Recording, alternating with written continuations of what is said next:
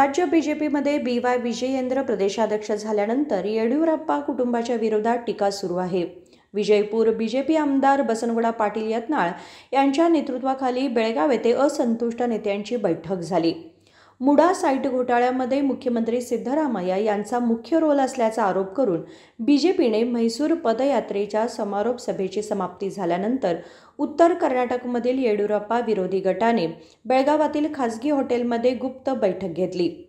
मुडा घोटाळ्याचा मुद्दा पुढे ठेवून बीजेपी राज्याध्यक्ष BY विजयेंद्र यांच्या नेतृत्वात JDS दोस्त नेत्यांच्या म्हैसूर पदयात्रेला अडथळा आणण्यासाठी बीजेपीच्या बंडखोर नेत्यांनी बसनगौडा पाटील यत्नाळ, रमेश जारकीहोळी, माजी खासदार प्रताप सिंग, अण्णासाहेब जोल्ले, GM सिद्धेश्वर यांची बैठक घेतली आणि विजयेंद्र यांच्या विरोधात हायकमांडकडे तक्रार करण्याचा निर्णय घेतला आहे असे सांगितले जाते। बंडखोर नेत्यांच्या बैठकीमध्ये 187 कोटी रुपये वाल्मिकी निगमात झालेल्या भ्रष्टाचाराबद्दल कुडल संगमपासून बळ्ळारीपर्यंत पदयात्रा चालवण्यावर चर्चा झाली आहे असे बसनगौडा पाटील यत्नाळ सांगतात। विजयेंद्र यांच्या विरोधात हायकमांडकडे तक्रार करून राज्य बीजेपीला नवीन नेतृत्व द्यावे असा संदेश द्यायचा आहे असेही समजले जाते।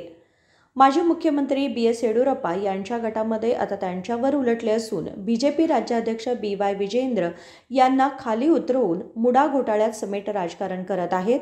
या सर्वांनी मिळून DK शिवकुमार यांना मुख्यमंत्री करण्यासाठी बाहेर पडले आहेत असा संदेश बीजेपी हायकमांडकडे पाठवण्याची तयारी करत आहे असे सांगितले जाते। यावेळी पक्ष बल संवर्धनासाठी बीजेपी नेत्यांनी बैठक घेतली आहे। म्हैसूर पदयात्रा बीजेपी राज्याध्यक्ष चर्चा न करता सुरू झाली। हे बंडखोरांची बैठक नसून पक्ष संघटन करण्यासाठी सर्वजण एकत्र आले आहेत असे अरविंद लिंबावली म्हणाले। ಮೊದಲನೇದಾಗಿ ನಾನು ಸ್ಪಷ್ಟನೆಯನ್ನು ಕೊಡಲಿಕ್ಕೆ ಬಯಸ್ತೀನಿ।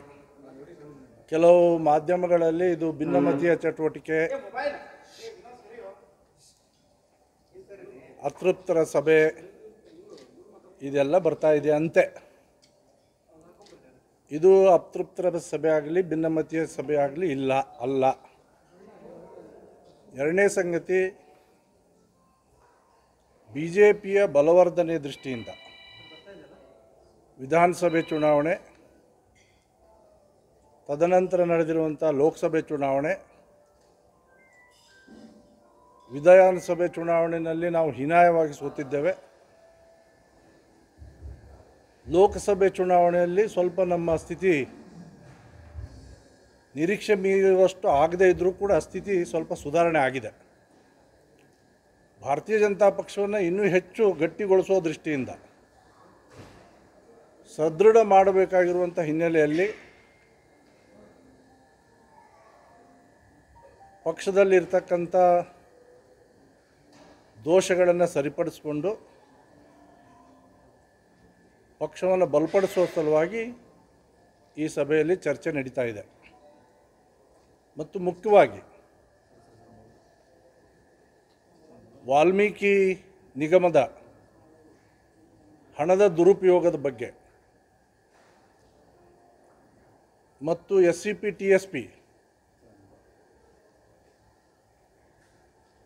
ಮೀಸಲಿಟ್ಟ ಹಣವನ್ನು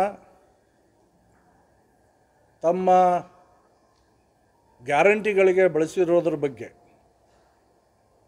ಒಂದು ಸುದೀರ್ಘ ಹೋರಾಟ ಕೈಗೆತ್ತಿಕೊಳ್ಳಬೇಕನ್ನುವಂಥದ್ದು ಕೂಡ ಈ ಸಭೆಯಲ್ಲಿ ಚರ್ಚೆ ಮಾಡ್ತಾ ಇದ್ದೇವೆ।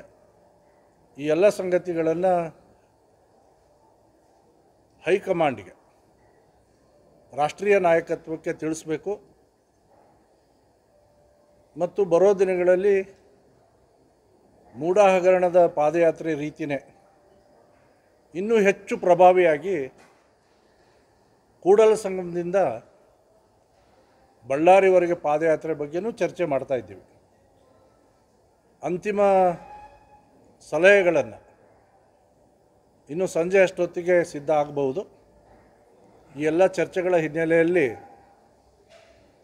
ಮಾಧ್ಯಮದಲ್ಲಿ ತಪ್ಪು ಸಂದೇಶಗಳು ಹೋಗಬಾರದು ಅನ್ನೋ ಕಾರಣಕ್ಕಾಗಿ ಈ ಸ್ಪಷ್ಟೀಕರಣ ಅಥವಾ ಮಾಹಿತಿಯನ್ನು ಮಾಧ್ಯಮದ ಜೊತೆಗೆ ನಾನು ಹಂಚಿಕೊಳ್ಳಲಿಕ್ಕೆ ಬಂದಿದ್ದೇನೆ।